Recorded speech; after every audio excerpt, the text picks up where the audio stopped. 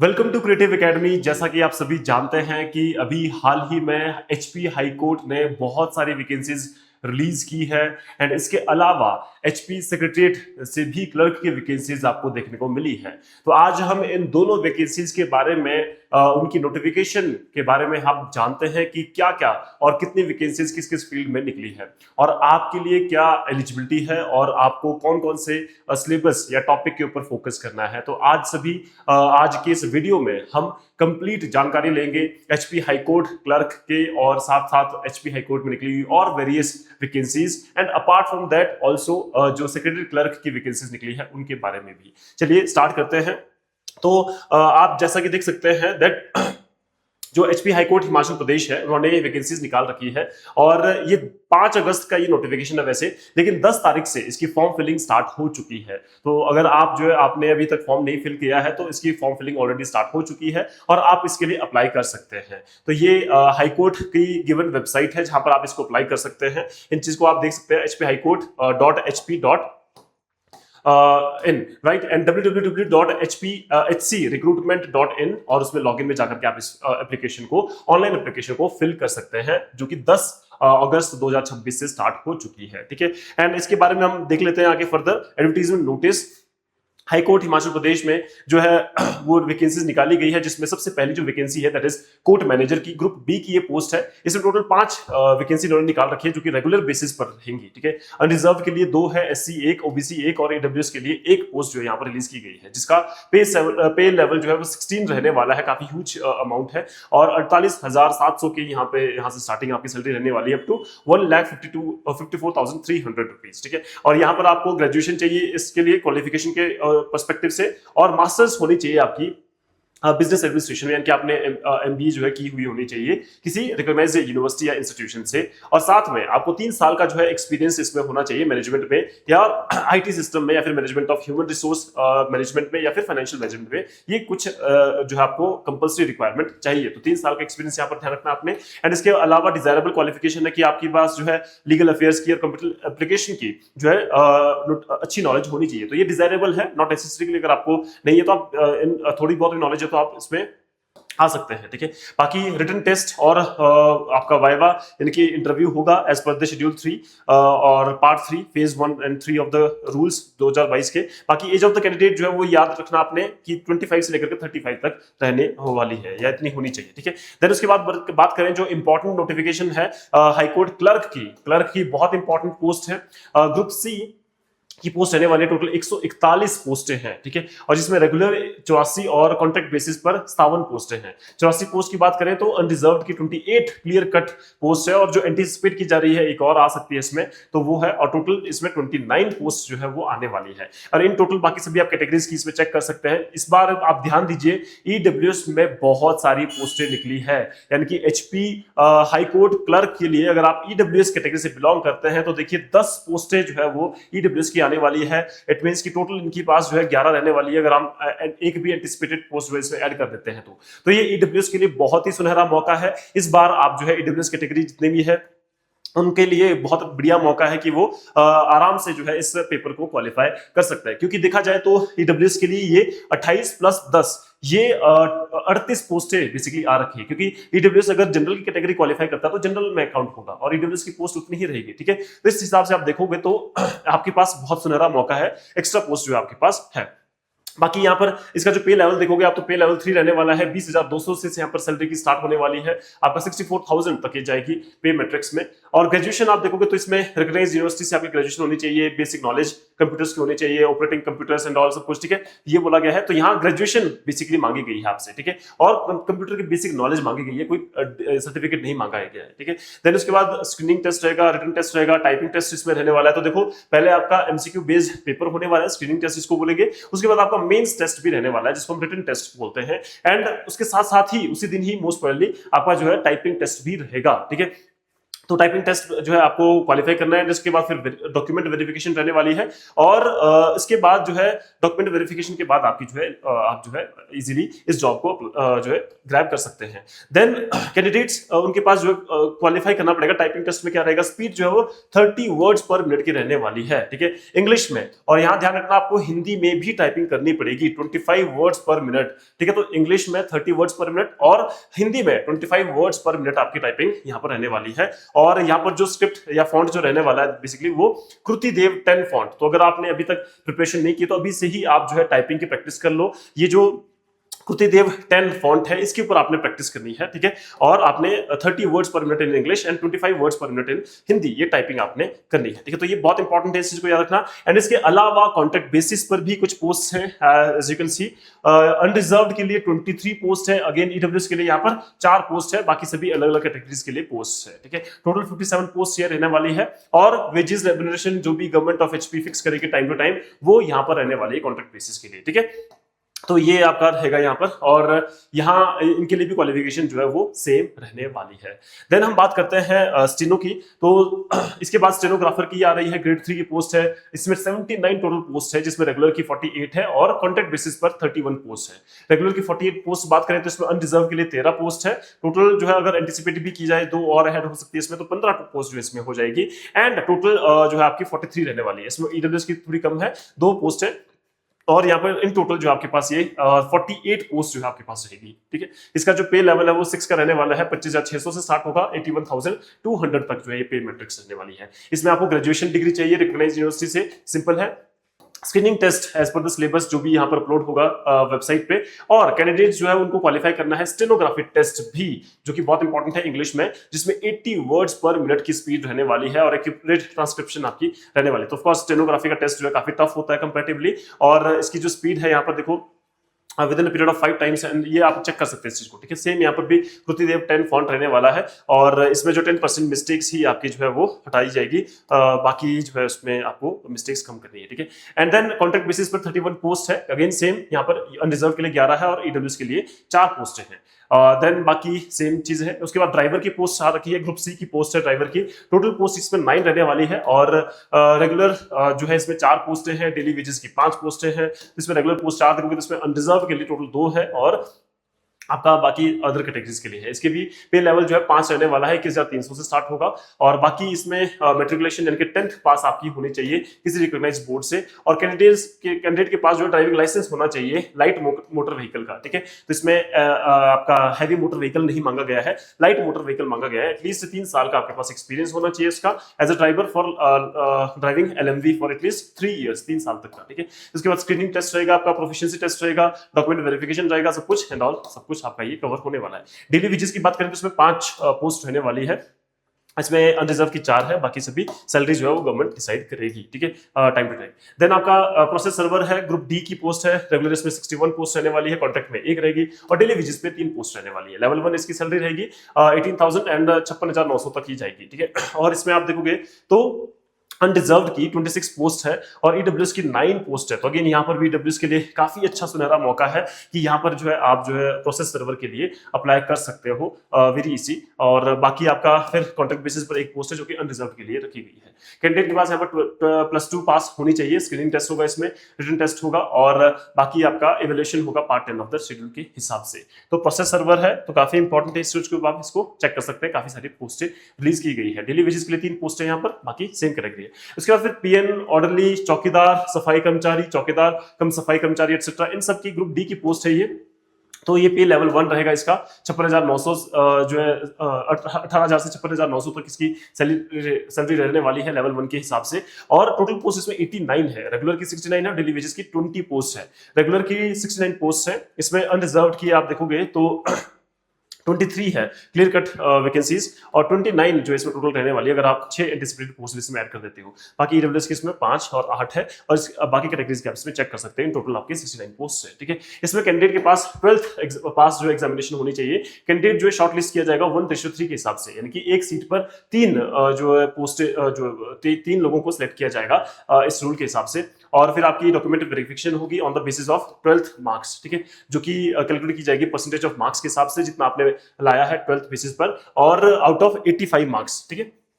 For example अगर candidate ने 50% score किया है +2 में तो उसको 42.5 मार्क्स जो है वो दिए जाएंगे, ठीक है। तो ये ध्यान रखना आपने, क्योंकि 85 मार्क्स के हिसाब से आपकी परसेंटेज कैलकुलेशन की जाएगी और जो रिमेनिंग 15 मार्क्स है वो अवार्ड किए जाएंगे evaluation of the document basis पर और जो भी अपलोड हुए हैं ऑनलाइन एप्लीकेशन एंड उस हिसाब से, ठीक है। और फाइनल मेरिट लिस्ट जो है ड्रॉन की जाएगी on the basis of marks obtained in the educational qualification और उसकी इवैल्यूएशन पे। तो ध्यान रखना ये बहुत इंपॉर्टेंट है, यहाँ पर कोई एग्जाम नहीं होने वाला है। पीएन, चौकीदार, सफाई कर्मचारी के जितने भी एग्जाम रहने वाले हैं उसमें आपका 12th के मार्क्स देखे जाएंगे, ठीक है। क्या देखा जाएगा? आपका 12th के मार्क्स देखे जाएंगे और आपके डॉक्यूमेंट वेरिफिकेशन होगी, उस बेसिस पर आपको जो है ये जॉब मिल जाएगी, ठीक है। तो ध्यान रखना आपने। एंड कैंडिडेट जो है वो can be posted either of the applied post by appointing authority and civil division, ठीक है। बाकी इसके बाद दिल्ली विजिट पर है 20 पोस्ट है, सेम अनरिजर्व के लिए 8 है और ईडब्ल्यूएस के लिए 1 है, बाकी टोटल जो है 20 पोस्ट रहने वाली है, ठीक है।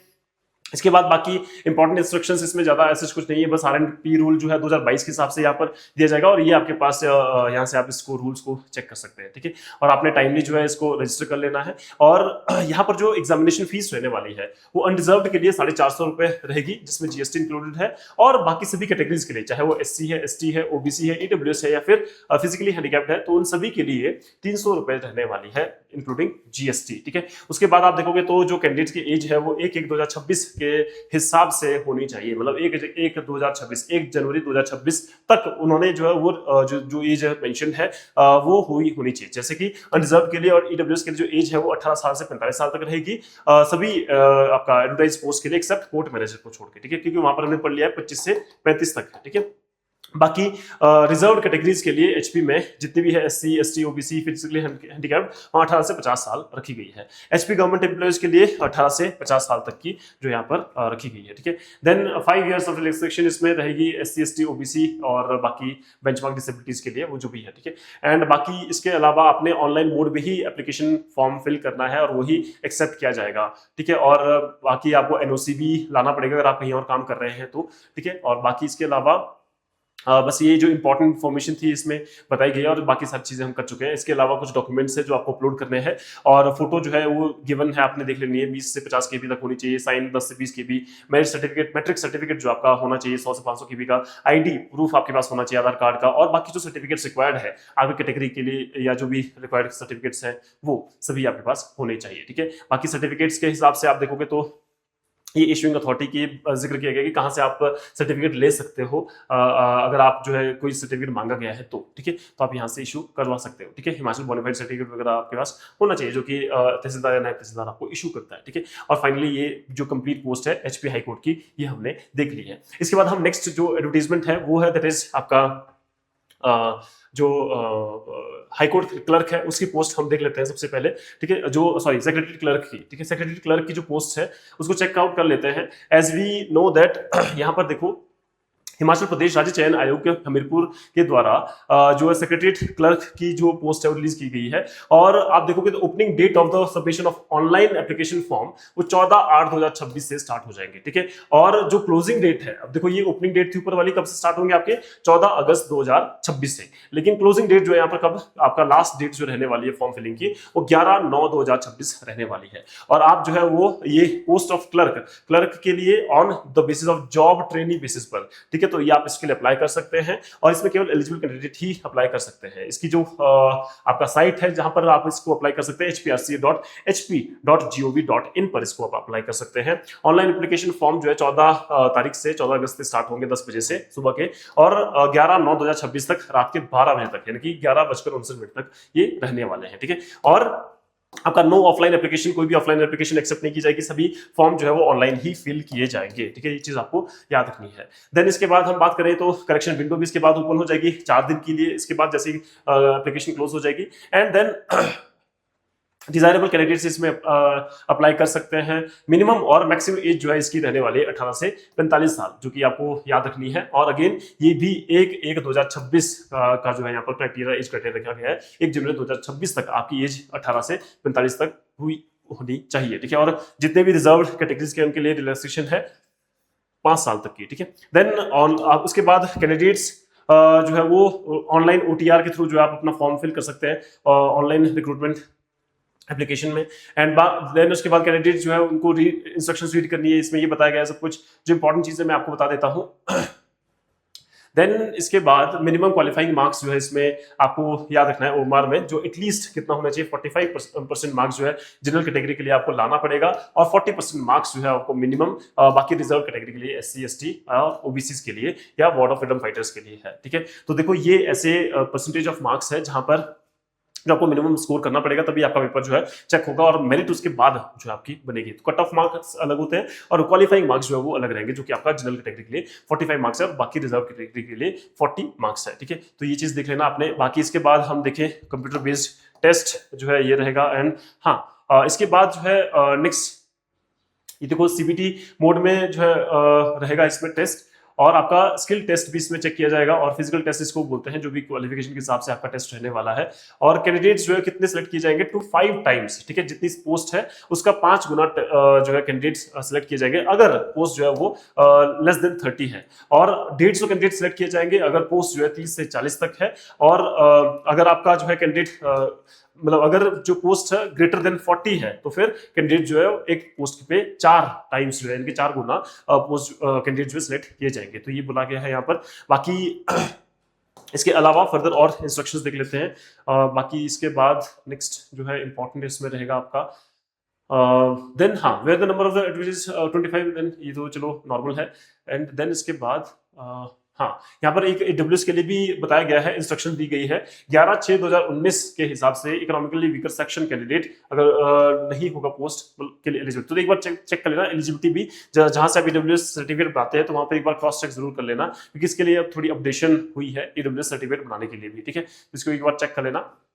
बाकी जो इंपॉर्टेंट सेगमेंट है इस पोस्ट के रिगार्डिंग वो हम एक बार चेक कर लेते हैं। पहली चीज तो ये जॉब ट्रेनिंग की बेसिस पर होगी ये सिलेक्शन, और इसकी जो डिटेल्स है इसको पढ़ लेते हैं। तो पहली बात तो डिपार्टमेंट ऑफ पर्सनल यानी कि सेक्रेटरीट एडमिनिस्ट्रेशन सर्विसेज क्लर्क की ये पोस्ट निकाली गई है जॉब ट्रेनिंग की बेसिस पर, और फिक्स्ड अमाउंट रहने वाला है यहाँ पर 12,500 का फिक्स्ड अमाउंट रहेगा, जिसमें जनरल की जो सीट्स हैं वो 17 सीटें हैं, और EWS के लिए 4 सीटें यहाँ पर निकाली गई है, OBC के लिए 7 है, OBC BPL के लिए 1 है, SC अनरिजर्व के लिए आपका 9 सीटें हैं, SC BPL के लिए 1 है, और SC अनरिजर्व ST अनरिजर्व आपका 1 के लिए है। ठीक है, एंड देन ये टोटल जो है 40 पोस्टें आपकी निकाली गई है। ठीक है, तो ध्यान रखना आपने 40 पोस्टें जो यहाँ पर निकाली गई है सेक्रेटरीट क्लर्क की, और 12,500 आपकी जो है फिक्स सैलरी यहाँ पर रहने वाली है। मिनिमम एसेंशियल क्वालिफिकेशन जो रहेगी इसमें वो क्लर्क की जॉब ट्रेनिंग की रहेगी ये, और बैचलर्स डिग्री आपको चाहिए। ठीक है, यानी कि आपकी ग्रेजुएशन होनी चाहिए किसी भी फील्ड में, और आपके पास मिनिमम स्पीड जो है 30 वर्ड्स पर मिनट की रहने वाली है यहाँ पर। ठीक है, इंग्लिश टाइपिंग रहेगी ये, और 25